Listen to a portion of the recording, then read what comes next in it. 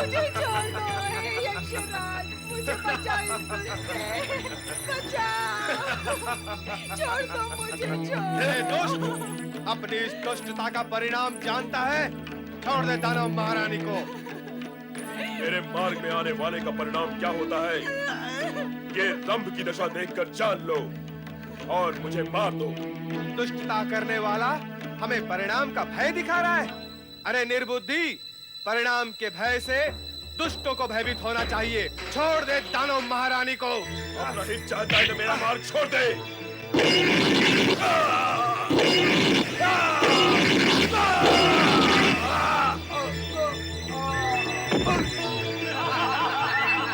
स्वामी,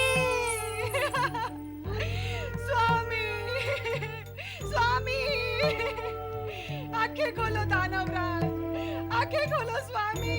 अब मैं आपके बिना कैसे जीवित रहूंगी स्वामी? अब हमारा क्या होगा? हमारे पुत्र का क्या होगा स्वामी? अब मैं कहाँ जाऊं? क्या करूं स्वामी? आंखें खोलिए स्वामी, स्वामी,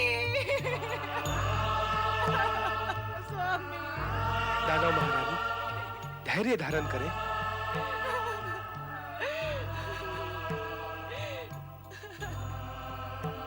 कैसे धैर्य धारण करूं?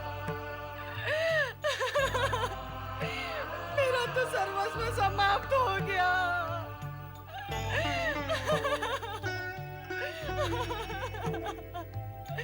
मेरा पुत्र, मेरा पुत्र, हे विधाता, ये तूने क्या किया? दानव महारानी, इस समय धैर्य धारण करने के अतिरिक्त अन्य क्या उपाय है? भावी बच्चे का विचार करके आपको धीरज तो रखना ही होगा। दानवराज रंभ वीरता से युद्ध करते हुए वीर गति को प्राप्त हुए हैं। आपकी रक्षा करते हुए इन्होंने अपने प्राण त्यागे हैं। अब आपका कर्तव्य है कि आने वाले शिशु की रक्षा करते हुए अपने आप को संयमित करें। इनके प्रतापी पुत्र को सकुशल जन्म देकर इनकी वंश वृद्धि की इच्छा को पूर्ण करें। नहीं, नहीं, नहीं।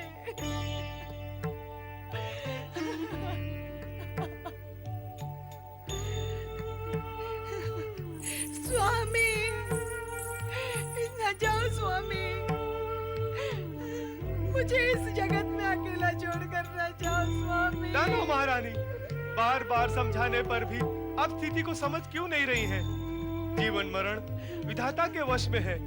जो हुआ उसकी इच्छा से हुआ है, यही मानकर अब आप अपने भावी पुत्र के विषय में विचार करें। ये न भूलें, आप दानवराज के होने वाले पुत्र की माता हैं। दानवराज की आत्मा की शांति के लिए आपको उनकी अंतिम इच्छा का सम्मान करना ही होगा। अब आप यहाँ से हटें और हमें अंतिम संस्कार का कार्य पूर्ण करने दें।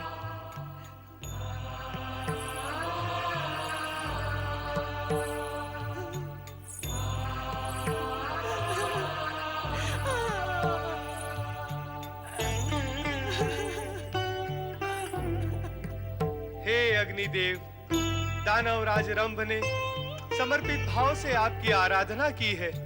कृपया कर चिता में प्रकट होकर दानवराज को अपने में समाहित करें।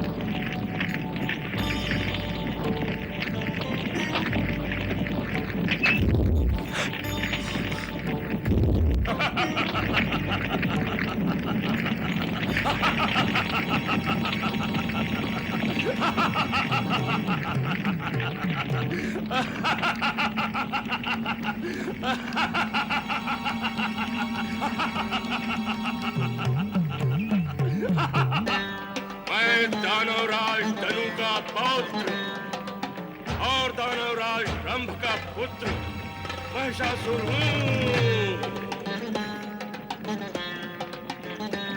महिषासुर का जन्म दानवों की रक्षा व उत्थान के लिए हुआ है। मैं दानवों के प्रति होने वाले अन्याय का प्रतिशोध लूंगा। महिषासुर तीनों लोकों पर दानव साम्राज्य का ध्वज फहराएगा।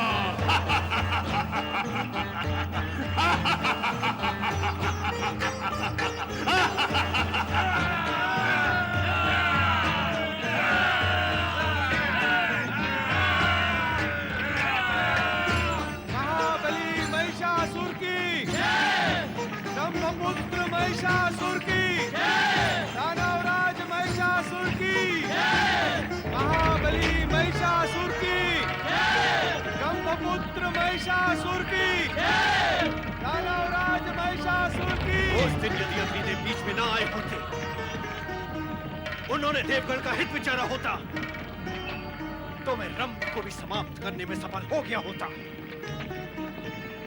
यदि रंभ ना होता, तो आज यह महिषासुर भी ना होता देवर्षि। पर अब आई हुई विपदा से तो अब निपटना ही होगा ना देवराज। क्यों होता है ऐसा देवर्षि? सदा होता है, ऐसा ही होता है। विपदा आती है, हम शक्ति संचित करके उसे भगाते हैं, वो भाग जाती है, किंतु फिर आ जाती है। हम दुख, कष्ट, पीड़ा झेलकर उसे पुनः भगाते हैं, वो पुनः आ जाती है। फिर आ गई है देवर्षि, फिर आ गई है।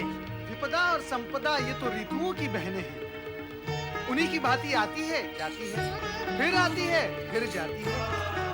जिस प्रकार ऋतुओं के आने और जाने पर हमारा नियंत्रण नहीं है, उसी प्रकार देवराज, उसी प्रकार विपदा और संपदा हमारे वश और सामर्थ्य से परे है।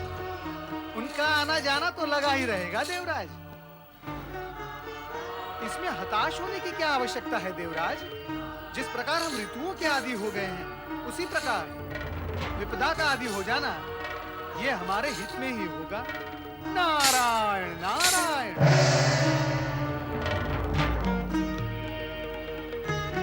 अब क्या होगा देवराज? यही अग्निदेव ने भी सोचा होता कि भविष्य में अब क्या होगा।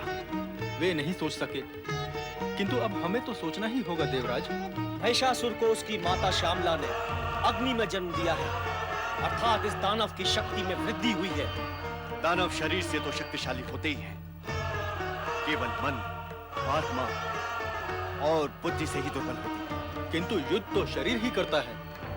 और ये दानव महिषासुर स्वर्ग पर अधिकार करने की घोषणा जन्म लेते ही कर चुका है। अर्थात देव दानव युद्ध अवश्य भावी है।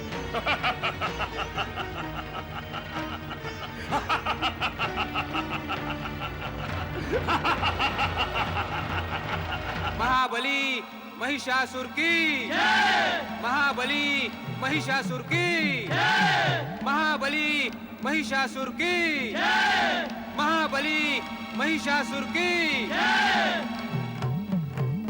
महाबली महिषासुर, ये वो सिंहासन है जिस पर आपके पिता और उनके भाई आसीन हुआ करते थे। आपके पिता दानवराज रंभ ब्रह्मा जी की आराधना अधूरी छोड़कर चले गए। अब ये कार्य आपको पूर्ण करना होगा।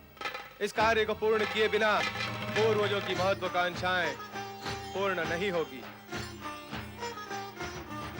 हम अपने पिता की चिता से उत्पन्न हुए हैं यक्षराज, और उनकी आत्मा की प्रतिध्वनि हमारे भीतर गूंज रही है। हमारे सामने वो सब दृश्य स्पष्ट हो रहे हैं जो हमारे पिता ने अपने जीवन काल में देखे थे। दुष्ट इंद्र ने मायावी मगर बनकर हमारे चाचा क्रंभ को जीवित निगल डाला। वही इंद्र हमारे पिता का वध करने भी आया था, किंतु अग्निदेव ने उनकी रक्षा की और इंद्र अपने उद्देश्य में सफल नहीं हो सका। इंद्र हमारा सबसे बड़ा शत्रु है, और जब तक हम इंद्र को दंडित नहीं करते हमारे मन को शांति नहीं होगी। हाँ महाबली, इसमें संदेह नहीं कि इंद्र ने आपके वंश को मिटाने का पूरा प्रयत्न किया था, किंतु विधाता की इच्छा के विरुद्ध वो कुछ कर नहीं सका। किंतु ये भी सत्य है कि इंद्र अत्यंत अभिमानी है। अभिमान के वशीभूत होकर ही उसने हम यक्षों को अपमानित और प्रताड़ित कर स्वर्ग से बहिष्कृत किया था। उस अभिमानी का अभिमान हम अवश्य खंडित करेंगे। वह तो करना ही होगा। अभिमान में चूर इंद्र ने आपके पिता के रक्षक अग्निदेव को भी देवताओं के स्थान से पदच्युत कर अपमानित किया। देव, दानव, मानव सभी उसके द्वारा पीड़ित हुए हैं। सभी उससे प्रतिशोध लेना चाहते हैं, किंतु अब तक किसी ने प्रतिशोध दिया नहीं। कैसे लेंगे? उसके अन्याय और अनीति का विरोध सभी करते हैं। सभी उससे प्रतिशोध लेना चाहते हैं, किंतु इंद्र की कुटिलता, क्रूरता और दुष्टता के कारण किसी का वश नहीं चलता। ऐसा नहीं है यक्षराज संभरण, उसकी कुटिलता और दुष्टता का वश हम पर नहीं चलेगा। मेरा भी मानना यही है महाबली महिषासुर कि इंद्र का सामना आप जैसा बलशाली दानव ही कर सकता है। यक्षराज, प्रतिशोध की भावना भुजाओं में महाशक्ति उत्पन्न कर देती है, और उस पर यदि प्रतिशोध किसी दानव का हो तो महाशक्ति के विस्तार का अंत ही नहीं होता। मैं आपसे सहमत हूँ महाबली, किंतु इतने पर भी आपको सावधान रहने की आवश्यकता है। सावधान? हमें किससे सावधान रहना होगा? क्या इंद्र से? हाँ दानवराज, कारण कि आपके पितामह धनु ने ब्रह्मा जी से वरदानी शक्ति प्राप्त किए बिना ही स्वर्ग पर आक्रमण कर दिया था और उन्हें परास्त होना पड़ा था। इंद्र ने अपनी दिव्य शक्ति के बल पर ही उन्हें पराजित किया था। अतः इंद्र पर आक्रमण करने से पूर्व आपको ब्रह्मा जी से वरदानी शक्ति प्राप्त करनी ही होगी। जिसे ब्रह्मा जी की वरदानी शक्ति प्राप्त होती है, उसका इंद्र की दिव्य शक्ति कुछ भी अहित नहीं कर सकती। यक्षराज, आप यही कहना चाहते हैं ना कि हमें ब्रह्मा जी की तपस्या करने के बाद ही इंद्र के सामने जाना चाहिए? हाँ महाबली, मेरा अभिप्राय यही है। तो ठीक है यक्षराज, हम अपने पिता के समान पंचाग्नि तप कर ब्रह्मा जी को प्रसन्न करेंगे और उनसे वरदान प्राप्त करेंगे। अब उस दुष्ट इंद्र को बताएंगे कि दानवों और निर्दोष यक्षों को पीड़ा देने का परिणाम क्या होता है। महाबली महिषासुर की